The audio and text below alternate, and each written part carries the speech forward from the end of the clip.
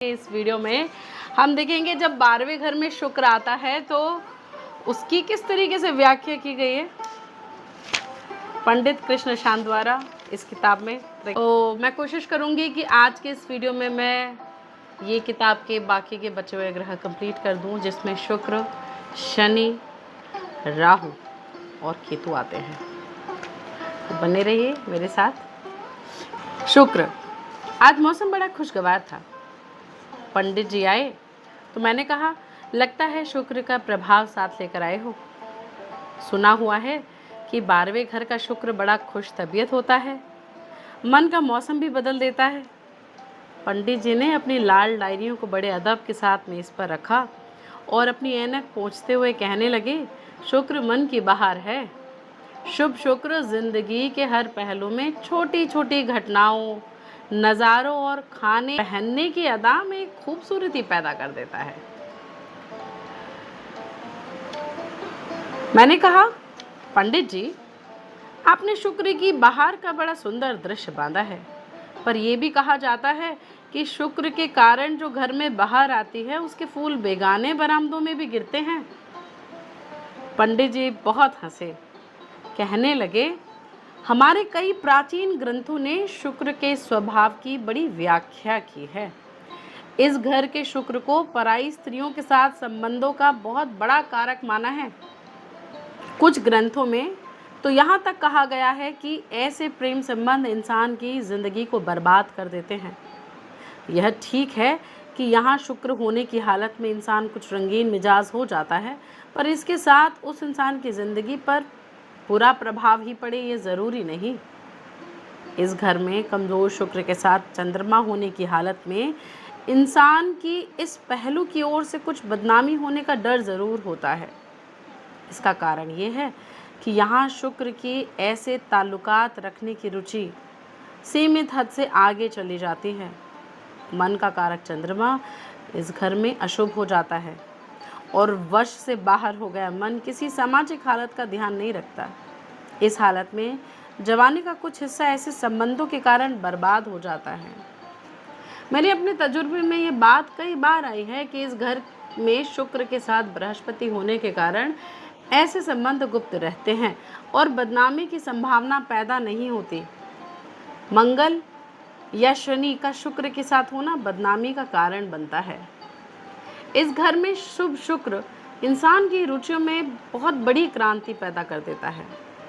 ऐसा इंसान 27 साल की उम्र तक कई तरह के तजुर्बे करता है, जिस्मानी तौर पर, जिसमें शराब जैसे नशे भी शामिल हो सकते हैं।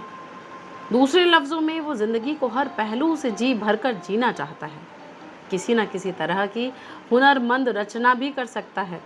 28वें साल से कुछ संजीदा तबीयत हो जाती है और फिर आहिस्ता आहिस्ता उसकी रूहानी रुचि भी जाग पड़ती है। उम्र के 59वें साल से उसकी रूहानी रुचि गहरी जड़ पकड़ लेती है, जो उम्र के साथ साथ फैलती है। यही कारण है कि यहाँ का शुभ शुक्र मोक्ष का कारण भी माना गया है। मैंने कहा, पंडित जी, ये बात साधु सन्यासियों की भी समझने वाली है। वह हर जिस्मानी रुचि को शुरू से दबाने की कोशिश करते हैं। जाहिर है कि काम जैसी जिंदगी की शक्ति दबाई नहीं जा सकती, उसे रूपांतरित करना होता है। वह रूपांतरित हो जाए तो रूहानी रास्ता सामने आता है, नहीं तो बड़ी उम्र में वो ज़बरदस्ती दबाई गई शक्ति एक लावा बनकर निकलती है। लगता है कि 12वें घर के शुक्र ने एक प्यारा संकेत दिया है कि शक्ति के भोग से गुजरकर रूहानी मंजिल की ओर जाना है। वे कहने लगे, यहाँ अशुभ हालत में पड़ा शुक्र इंसान को इस रूहानी मंजिल तक पहुँचने से रोकता है और ऐशो इशरत की ज़िंदगी का मकसद हो जाता है। भृगु सूत्र का ये विचार सच है कि यहाँ शुक्र अशुभ ग्रह के साथ हो तो इंसान मरकर नर्क भोगता है, पर अगर शुभ ग्रह की संगति हो तो मरने के बाद शुभ गति पाता है। यह बात जिंदगी के नज़रिए के बारे में भी सही है। इंसान चेतन तौर पर शुक्र को पहचान ले तो यही जिंदगी मुक्ति की राह बन जाती है। लाल किताब में इस घर के शुक्र को कामधेनु गाय कहा गया है। हमारा इतिहास कहता है कि इसी कामधेनु को किसी छोर से पकड़कर हम वैतरणी नदी पार कर सकते हैं, पर जिंदगी के पहलू से शुक्र पत्नी का कारक है। उस व्यक्ति की स्त्री जिंदगी की जद्दोजहद में एक कामधेनु गाय की तरह होती है, पति का साथ देती है, उसकी इच्छा की पूर्ति करती है। इसलिए शुक्र किसी भी हालत में हो, उस व्यक्ति को अपनी पत्नी की ओर से पूरा साथ मिलता है। पर पत्नी हर जिम्मेवारी को निभाती शारीरिक पक्ष से कुछ टूट जाती है, उसकी सेहत बहुत अच्छी नहीं रहती है। हालांकि वह आर्थिक पहलू से भी किसी न किसी तरह घर की सहायक होती है, और यह घर की लक्ष्मी कम से कम 37 बरस तक घर की बरकत बनी रहती है। यही पत्नी की सेहत के बुरे प्रभाव को दूर करने के लिए एक उपाय है कि उसके वजन के बराबर ज्वार लेकर किसी धर्म स्थल पर देनी चाहिए। पिछले जन्म की बात करें तो कह सकते हैं कि इस घर का शुक्र इंसान के अभी बीते जन्म की स्त्री होने की निशानी है। शुक्र का इस घर में शुभ होना इस बात का संकेत है कि पिछले जन्म में ऐसा इंसान सुख की उम्र बिताकर और जिंदगी की हर खुशी को हासिल करके मरा होता है। यही कारण है कि इस जन्म में यह भोग्यात्मक ग्रह शुभ होकर 12वें घर में होता है, भोग स्थान पर। इस घर का बहुत ही अशुभ शुक्र नीच राशि का कन्या का हो तो इस बात की ओर इशारा करता है कि ऐसी स्त्री पिछले जन्म में किसी की रखैल थी और उसने उस व्यक्ति के गृहस्थ सुख को खराब किया था। जिस शारीरिक सुख के लिए, वस्तुओं के भोग के लिए उसने किसी और स्त्री को दुखाया था, उसका श्राप इस जन्म में उसे सुख के भोग से वंचित कर देता है। मैंने कहा, पंडित जी, आपकी अपनी जन्म पत्री में भी शुक्र 12वें घर में है, पर स्वराशि का है, उसने ज़रूर बड़ा सुख दिया होगा। वे कहने लगे, हाँ, यह बात सही है। मेरी ज़िंदगी में पत्नी की ओर से हर तरह का सुख भी है और शांति भी। मेरी तबीयत ज़रूर कुछ रोमांटिक थी, इसलिए नज़में लिखता रहा। पहली किताब 22-23 साल की उम्र में छपी थी, दूसरी गंभीर उम्र में 42 साल की उम्र में। फिर हंसकर कहने लगे, आपने अपने घर के फूल पराए घर के आंगन में गिरने की बात कही थी, वो बात सही है, पर हर बात के कई कोण होते हैं, कई डायमेंशंस। वो बात इस पक्ष में थी कि पराई सुंदरी ध्यान आकर्षित करेगी, पर इस बात की एक और डायमेंशन है, हमसाया घर। वास्तव में इन ग्रहों के अर्थ बड़े पहलुओं से देखने होते हैं। जिसके 12वें घर में शुक्र हो, वह लाजमी है कि उस व्यक्ति का हमसाया घर ज़रूर बड़ा बढ़िया होगा, बढ़िया ढंग से रखा व सजाया हुआ। ऐसी हालत में उस घर की किसी स्त्री के साथ किसी संबंध का सवाल ही पैदा नहीं होता। वह पहलू निरोल घर की सजावट को देखना होता है। इस घर में शुक्र के साथ राहु बैठ जाए तो वह शुक्र के फल को खराब कर देता है। राहु के धुएं से शुक्र का हुस्न धुआंधार हो जाता है। इस हालत में पत्नी की सेहत बहुत बुरी हो जाती है।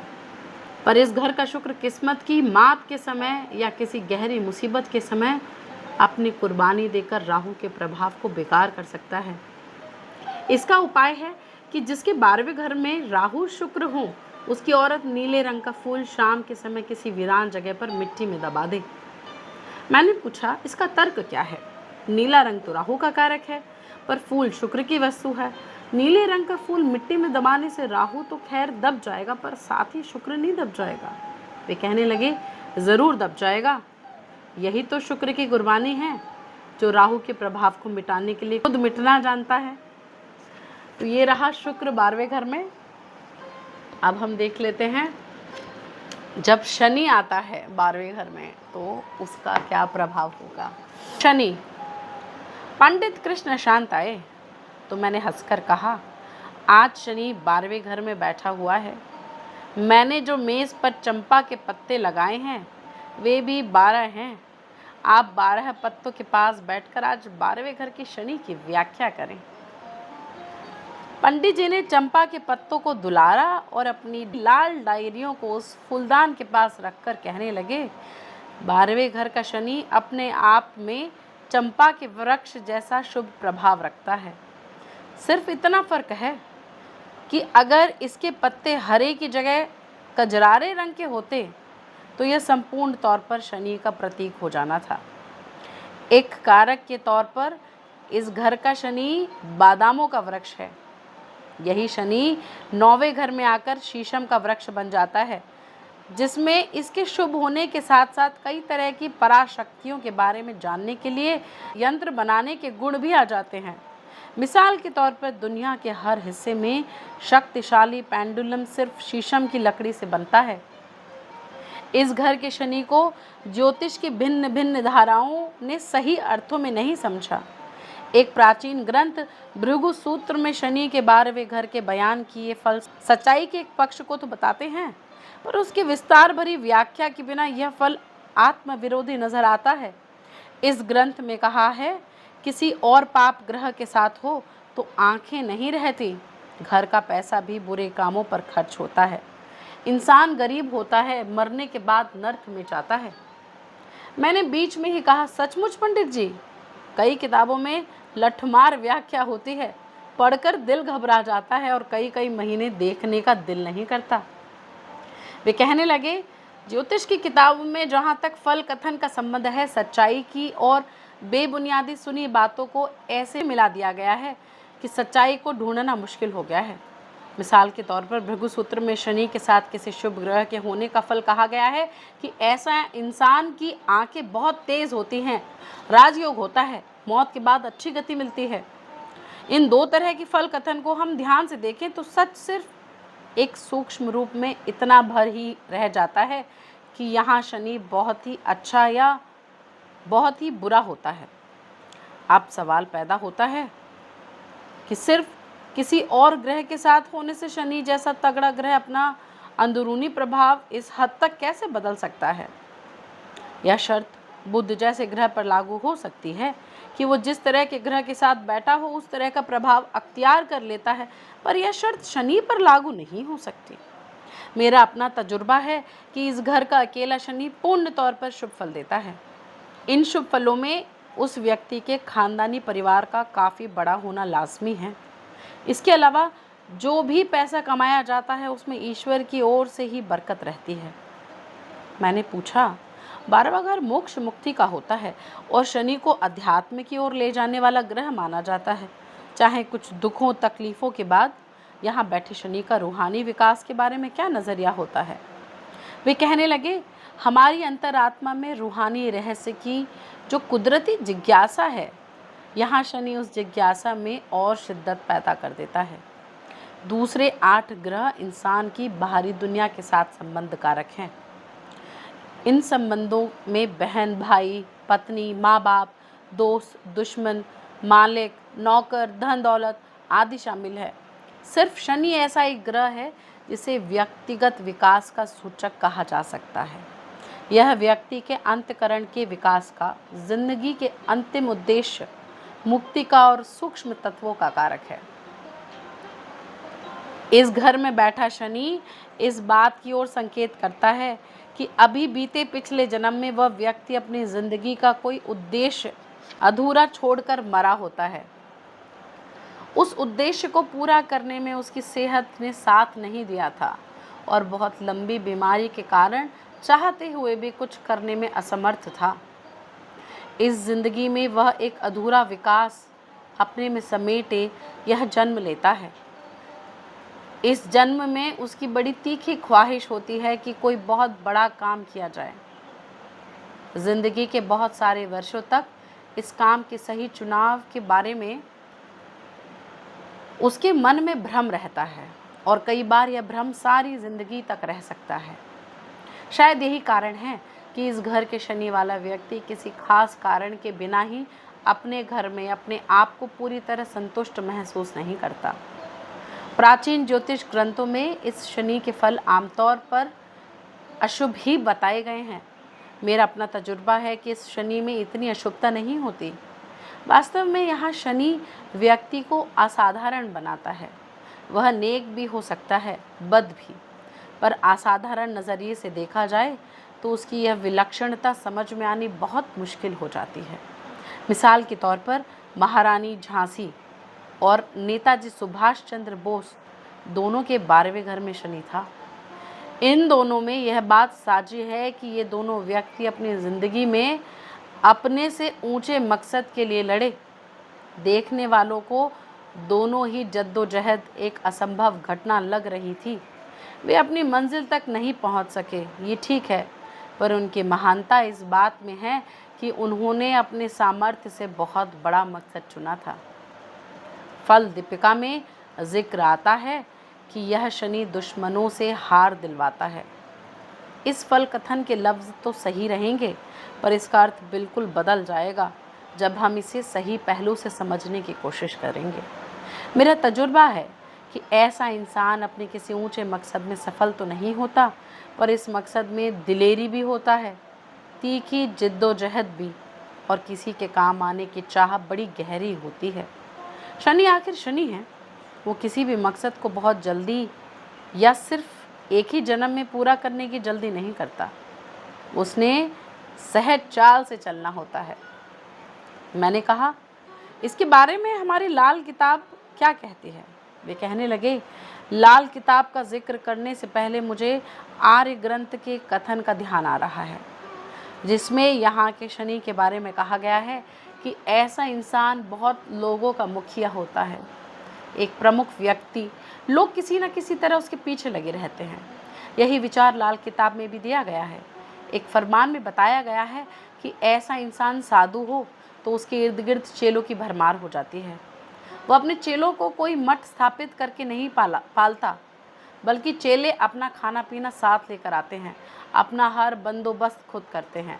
वैसे भी ऐसा साधु पैसे के पीछे नहीं भागता, पर यह ज़रूर है कि अगर उसका सिर गंजा हो जाए तो दौलत ज़रूर उसके पीछे चलती रहती है। मैंने पूछा, यह बात आम लोगों में भी कही जाती है? जब किसी के तालू पर से बाल झड़ जाएं तो लोग कहते हैं कि अब इस व्यक्ति के घर खूब धन दौलत आने वाली है, इसका तर्क क्या है? वे कहने लगे, शनि बालों का कारक है और तालु उसका पिछला हिस्सा, बृहस्पति का कारक। यहाँ बाल होने का मतलब है बृहस्पति पर शनि का प्रभाव है, पर अगर बाल झड़ जाएं तो बृहस्पति शनि से मुक्त हो जाता है। वह मुक्त हो जाएगा तो घर में पैसा आ जाएगा, क्योंकि बृहस्पति धन दौलत का कारक है। मैंने कहा, एक और बात सामने आई है कि मंगलवार को कोई नाई किसी के बाल नहीं काटता। यह क्यों? शायद इसलिए कि मंगल अपने जैसे शक्तिशाली शनि को किसी भी तरह से छेड़ना नहीं चाहता है। वे कहने लगे, ठीक यही कारण है। शनि बालों का कारक है और मंगलवार वाले दिन शनि को अपने से दूर करना मंगल शनि के टकरा जाने का सूचक है। कई लोग तो मंगलवार शेव तक नहीं करते हैं, सिर नहीं धोते हैं, मांस नहीं खाते हैं, शराब नहीं पीते हैं। यह सब वस्तुएं शनि की कारक हैं। यहाँ तक कि कई लोग मंगलवार को कपड़े नहीं धोते। नहाने वाला साबुन तो शुक्र की कारक वस्तु है, पर कपड़े धोने वाला साबुन शनि की वस्तु है। सो जिन भी वस्तुओं का ताल्लुक शनि के साथ होता है वह मंगलवार को नहीं की जाती।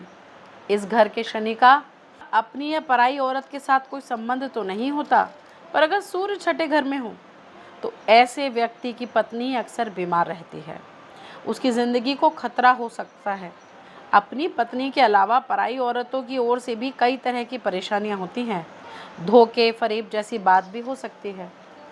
इस घर का शुभ शनि मकानों के लिए अच्छा फल देता है। अगर ऐसा व्यक्ति मकान बनाने लगे तो उसे हर एक ही बार में मकान की उसारी पूरी कर लेनी चाहिए। अगर किसी तरह यह उसारी अधूरी छोड़ दी जाए तो पूरे घर के लिए कई परेशानियां आ जाएंगी, आर्थिक हालत भी मंदी हो सकती है। ऐसा व्यक्ति अपने इष्ट की साधना में बैठे तो अंतर ध्यान होने की कला उसे खुद आ जाती है, सब कुछ अपने अंदर से जाग उठता है। उसकी साधना अगर लेन देन के ध्यान से मुक्त हो तो दूसरों के भले के लिए संजीवनी बूटी बन सकती है। मैंने कहा, शनि महाराज के शुभ प्रभाव को कायम रखने के लिए अब पंडित जी कोई राह बताओ, मेरा मतलब है कोई उपाय बताओ। उन्होंने कहा, सबसे ज़रूरी उपाय यह है कि ऐसा व्यक्ति को शराब, गोश्त और झूठ से सख्त परहेज़ करना चाहिए। यहाँ तक कि किसी का झूठा भी मुंह नहीं लगाना चाहिए। अगर इस घर का शनि नीच हो या किसी तरह का अशुभ फल देता हो तो व्यक्ति को अपने घर के पूरब दक्षिण के कोने में 12 साबुत बादाम ज़मीन में दबा देने चाहिए। राहु, पंडित जी आए? तो मैंने कहा, आज तो राहु केतु के घर मेहमान आया है, 12वें घर। उसकी मेज़बानी किस तरह की होगी? वे कहने लगे, राहु ऐसा मेहमान नहीं जो तहजीब के मुताबिक बुलावा देने पर आएगा, वह बिन बुलाया मेहमान है। मेहमान भी ऐसा जो मेज़बान की खातिरदारी की प्रतीक्षा नहीं करता, अपनी मनमर्जी करने लग पड़ता है।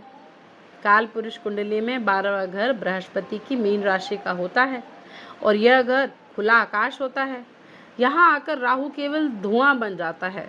धुआं भी गीली लकड़ियों से या उबलों से पैदा हुआ धुआं होता है।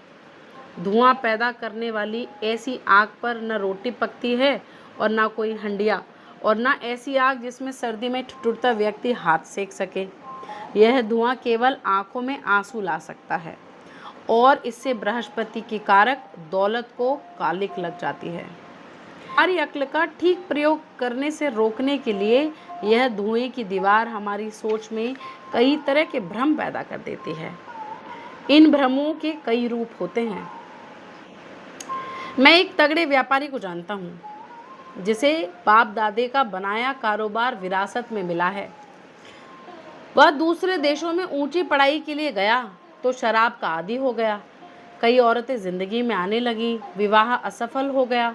वह घर में इकलौता पुत्र है, माँ बाप नहीं रहे तो कारोबार देखना पड़ा, पर कारोबार किसी तरह भी बढ़ा नहीं सका। वह हर बार मुझसे केवल एक सवाल पूछता है, मुझ में वह शक्ति कब आएगी जब मेरा बोला हर लफ्ज़ सच होने लग पड़ेगा और मैं व्यक्ति की सूरत देखकर उसकी बीते काल के बारे में भी जान सकूंगा, उसके भविष्य के बारे में भी। मैंने कहा, यह सवाल आपसे पूछने की जगह उसे चाहिए कि अपने 12वें घर के राहु से पूछे। पंडित जी हंसते हैं, कहने लगे, उसी ने तो सारे भ्रम डाले हुए हैं। मेरा यह मतलब नहीं कि राहु भविष्य दर्शी नहीं हो सकता, पर व्यक्ति की रुचि किसी इल्म को हासिल करने की ओर नहीं जाती, ऐसे कई भ्रमों को पालने की ओर जाती है। कई लोग यहाँ तक भ्रम पाल लेते हैं कि कोई प्रेतात्मा हर समय उनके साथ रहती है और उनकी रहनुमाई करती है। जिस समय पंडित जी यह कह रहे थे, मैंने कहा, आपने 12वें घर को एक दिन पूर्व जन्म को जानने का संकेत कहा था। क्या उस संकेत के मुताबिक यह मुमकिन नहीं हो सकता कि इस जन्म में जो ऐसे भ्रम पाल उनके साए पूर्व जन्म से आए हों? वे कहने लगे, इन सायों को समझने के लिए हमें 12वें घर वाले राहु के अभी बीते जन्म को बहुत बारीकी के साथ समझने की ज़रूरत है। पिछले जन्म में ऐसा व्यक्ति किसी अमीर घर में पैदा हुआ होता है। जवानी की उम्र में उसके मन में एक तीक्ष्ण ख्वाहिश पैदा होती है कि वो किसी गैबी शक्ति को अपने वश में कर ले। ऐसी शक्ति को हासिल करने के लिए वो व्यक्ति अघोरी परंपरा की साधना करता है। ऐसी साधना चिता की आग के पास बैठकर करते हैं।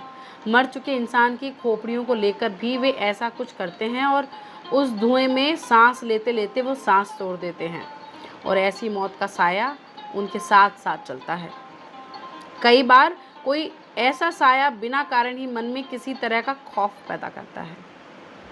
अगर कोई मेहनत से इसका पूरा तरह से विश्लेषण कर सके तो इसमें वे पराशक्तियों के कोई बीज भी ढूंढ सकता है। कुछ हालतों में ऐसा साया हल्की किस्म की मानसिक रोग भी पैदा कर देता है। एक पुराने ज्योतिष ग्रंथ कुंडली कल्पतरु में जिक्र आता है कि ऐसे व्यक्ति के मन में सुख चैन नहीं होता। चाहे इस फल की पूरी व्याख्या नहीं की गई, पर मेरा अपना ख्याल है कि यह कथन काफ़ी हद तक ठीक है। इसकी वजह यह है कि प्रत्यक्ष कारणों के न होते हुए भी वह पिछले जन्म का खौफ अचेत मन में पड़ा हुआ कई बार धुएं की तरह उठकर चेतन मन में आ जाता है। लाल किताब में इस राहु को शेख चिल्ली कहा गया है। शेख चिल्ली के बारे में सारी कहानियाँ लतीफ़ों का रूप धारण कर लेती हैं। मिसाल के तौर पर यह जो कहानी कही जाती है कि शेख चिल्ली के पास कोई कामकाज नहीं, पल्ले पैसा नहीं, पर उसे भूख लगी है। कोई व्यापारी 10 पैसे की मजदूरी का वायदा करके एक घी का मटका किसी नज़दीक के गांव में ले जाने के लिए कहता है। शेख चिल्ली मटका सिर पर उठा लेता है, पर उसके साथ ही उसकी कल्पना तेज़ कदमों में चलने लग पड़ती है। वह सोचता है 10 पैसे का मैं एक अंडा खरीदूंगा, इसमें से चूजा निकलेगा, वो फिर मुर्गी बन जाएगा, मुर्गी और अंडे देगी और अंडों में से फिर और चूजे निकलेंगे। इस तरह उसके घर में इतने मुर्गे हो जाएंगे कि वह उनका व्यापार करना शुरू कर देगा। फिर कोई अमीर आदमी उसका घर बार और व्यापार देखकर अपनी बेटी का विवाह उसके साथ कर देगा।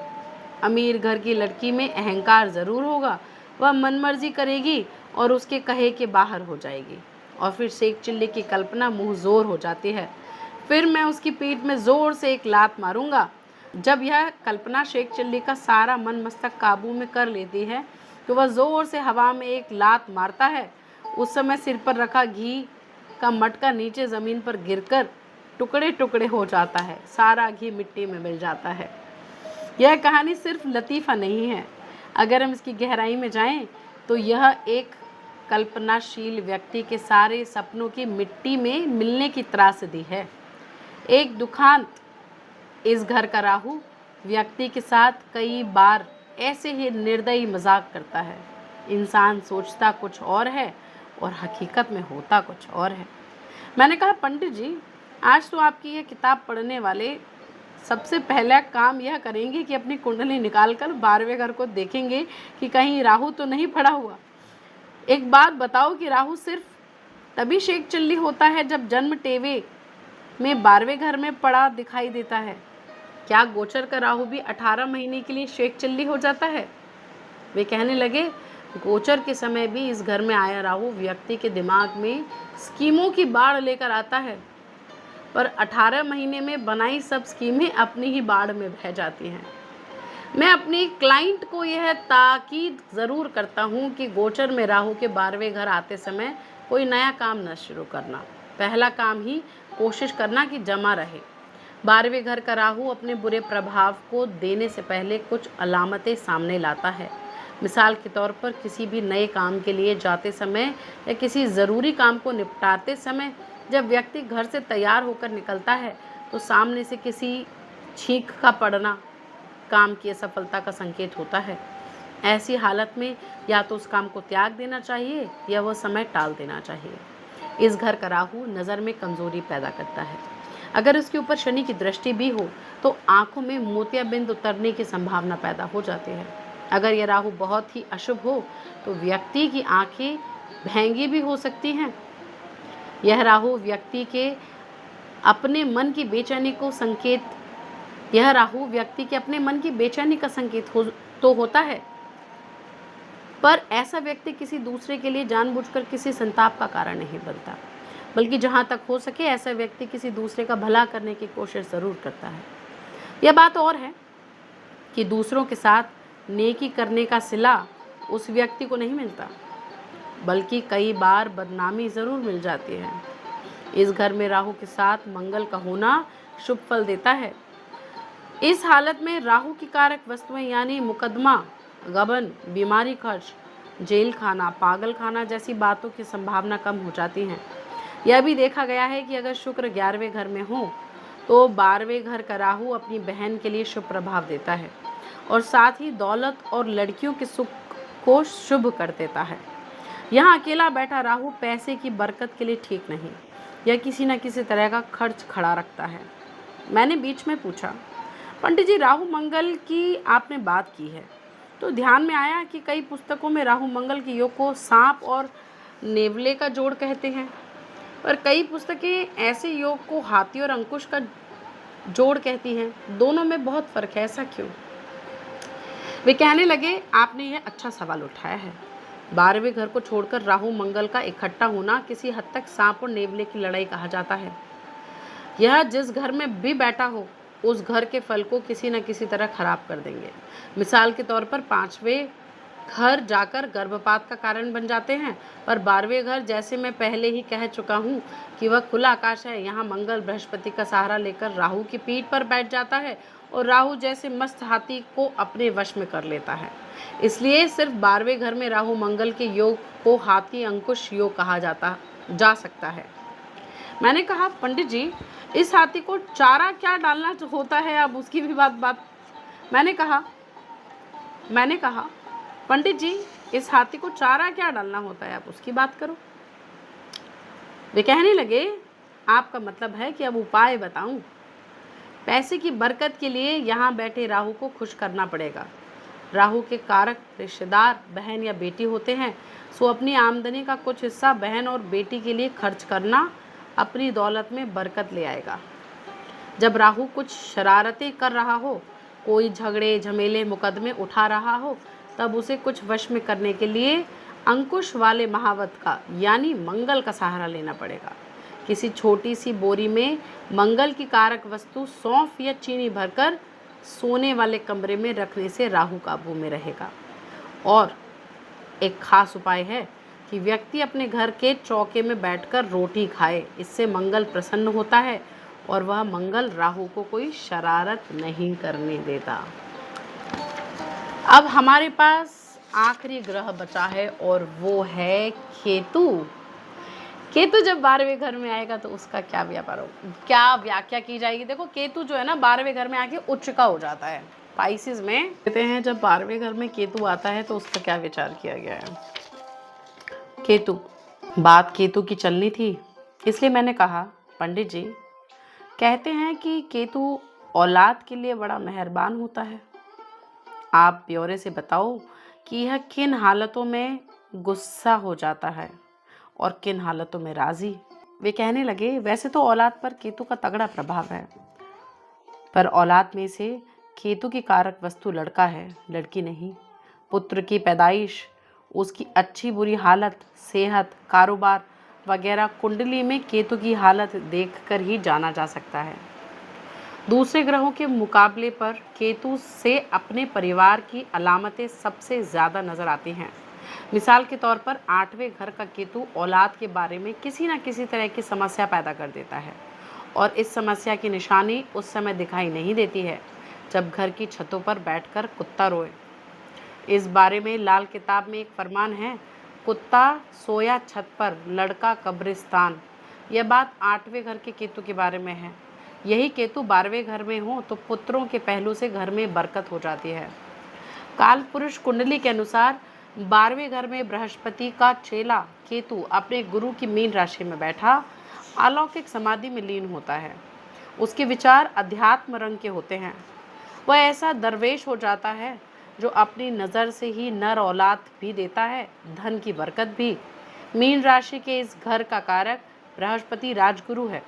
ऊंचे सिंहासन पर बैठा साधु कीमती वस्त्र भी पहनता है, जेवरात भी, और वह हर तरह की शान शौकत का मालिक होता है। इस घर में बैठे केतु का फल उस हालत में और भी शुभ हो जाता है जब व्यक्ति अपनी हैसियत मुताबिक अपने घर में ऐशो आराम और दुनियावी शान और शौकत का सामान कायम रखे। यहाँ केतु के साथ गुरु का होना योग और रूहानी रुचि को दर्शाता है। यही कारण है कि प्राचीन ग्रंथों में इस घर के केतु को मोक्ष का कारक माना गया है। यहाँ केतु मोक्ष की इच्छा का कारक तो है, पर इस इच्छा में तीव्रता उस हालत में आ सकती है जब बृहस्पति केतु के साथ बैठा हो या अपनी पूर्ण दृष्टि से केतु को देख रहा हो। एक पुराने ज्योतिषी घौलप का कहना है कि यहाँ केतु व्यक्ति को पूजने योग्य कीर्तिमान राज समाज के लिए खर्च करने वाला बनाता है।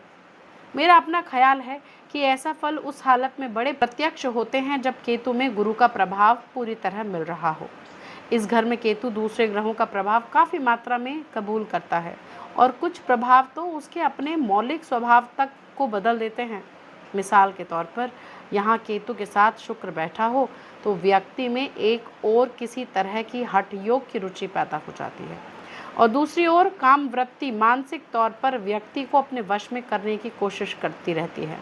मैंने कहा केतु को लोग कुजावत केतु कहते हैं, मंगल के स्वभाव जैसा।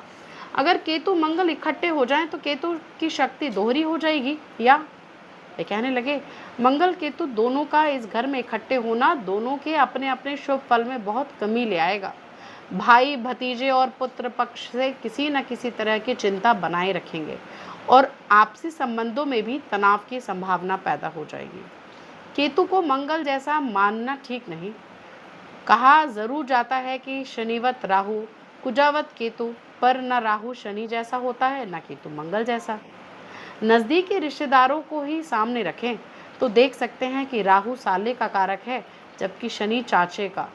इस तरह केतु पुत्र का कारक है और मंगल भाई का। इस तरह हमारे बदन में केतु पेशाब का कारक है और मंगल खून का। अगर हम शनि, राहु या मंगल केतु की सारी कारक वस्तु को ध्यान से देखें तो कहीं कोई मेल नज़र नहीं आता। हाँ, हम इस घर में केतु के स्वभाव में तब्दीलियां आने की बात कर रहे हैं। यहाँ केतु के साथ चंद्रमा हो तो इंसान में गैर इखलाकी रुचियां पैदा हो जाती हैं और उसके रूहानी विकास को पूरी तरह से रोक देती हैं। दौलत पक्ष से दोनों के इस घर में होने से कमाई तो बहुत हो सकती है, पर पैसे की बरकत के पक्ष से व्यक्ति हमेशा वंचित सा रहता है। मैंने पूछा, केतु सफर का कारक भी होता है और 12वें घर में पड़ा हुआ वह जरूर बाहरी मुल्कों के सफर का कारक होगा। यह सफर किस किस पहलू से असफल रहते हैं? वे कहने लगे, यहाँ केतु होने से व्यक्ति को सफर का काफी मौका मिलता है। विदेशों में जाने वालों के लिए यह केतु अकेला हो तो हमेशा शुभ फल देता है और अपने देश के मुकाबले पर विदेशों में किस्मत जागने की पूरी संभावना होती है। हाँ, यह बात ज़रूर है कि यहाँ केतु के साथ सूर्य, चंद्रमा या मंगल होने की हालत में केतु का यह शुभ फल नष्ट हो जाता है। इस घर का केतु कुंडली वाले के पुत्र के लिए शुभ फल देता है। लड़के के जन्म के समय या लड़के की उम्र के 6 या 12वें साल उस इंसान की किस्मत जाग पड़ती है। लाल किताब में इस घर के केतु को किस्मत जगाने वाले ग्रह माना गया है और केतु को लड़के का कारक कहा गया है। यही कारण है कि उस व्यक्ति की किस्मत पुत्र के जन्म से जुड़ी होती है और वैसे भी पुत्रों की ओर से उसे हमेशा हर तरह की मदद मिलती है। ऐसा व्यक्ति को अपने पुत्रों के साथ मिलकर कोई काम व्यापार करना बड़ा शुभ फल देता है, पर भाइयों की ओर से किसी तरह की मदद नहीं मिलेगी। कई हालतों में भाई किसी न किसी दुख तकलीफ का कारण भी हो सकते हैं। उनके साथ मिलकर काम करना असफलता का संकेत होगा। मैं पहले ही जिक्र कर चुका हूँ कि यहाँ केतु औलाद के लिए, खासकर लड़कों की पैदाइश के लिए शुभ असर देता है, पर अगर 6ठे घर में उसके दुश्मन बैठे हों तो इस प्रभाव में कुछ रुकावटें पैदा हो जाएंगी। मिसाल के तौर पर अगर 6ठे घर में मंगल हो तो इंसान की 28 साल की उम्र तक पुत्रों की पैदाइश के लिए इसका शुभ फल नहीं हो सकता।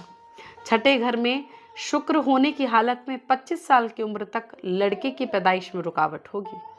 इसके अलावा दूसरी औरतों के साथ ताल्लुकात रखने से यह केतु शुभ नहीं रहता, लड़कों के लिए अशुभ फल देना शुरू कर देता है। मैंने कहा, यह बालनाथ का चेला अगर किसी हीर के लिए कान छिदवा ले तो उस हालत में उसके कुंडलों का क्या बनेगा? पंडित जी हंस दिए, कहने लगे, उस हालत में कहीं से कोई कैदी पैदा हो जाएगा और उसकी शक्ति को भंग कर देगा। इस घर में केतु पूरे रूप में जीती जागती जिंदगी का प्रतीक है। यही कारण है कि घर का माहौल भी हमेशा नया और ताज़ा रहता हो तो केतु का प्रभाव शक्तिमान हो जाता है। इस घर के केतु वाले को इस बात का ध्यान रखना चाहिए कि वह कभी भी किसी निसंतान व्यक्ति की ज़मीन खरीदकर उस पर मकान न बनाए या किसी बेऔलाद का बना बनाया मकान न खरीदे। ऐसा करने से उसकी अपनी औलाद पर बड़ा अशुभ प्रभाव पड़ेगा। यह प्रभाव कई सूरतों में हो सकता है। औलाद की सेहत को खराब होना, औलाद का नालायक होना या उस इंसान का खुद ही बेऔलाद हो जाना। अगर कभी अनजाने में ही ऐसी गलती हो जाए तो केतु के अशुभ प्रभाव को कम करने के लिए घर में कुत्ता रखना चाहिए, खासकर काले रंग का कुत्ता। आमतौर पर ऐसा कुत्ता जल्दी ही मर जाता है और उसके मर जाने की हालत में 43 दिनों के अंदर और कुत्ता रख लेना चाहिए। कुछ हालतों में ऐसा कुत्ता 11 बार मर सकता है। दरवेश कुत्ता औलाद पर पड़ रहे अशुभ प्रभाव को अपने ऊपर ले लेता है और अपनी कुर्बानी देकर मालिक की औलाद को बचा लेता है।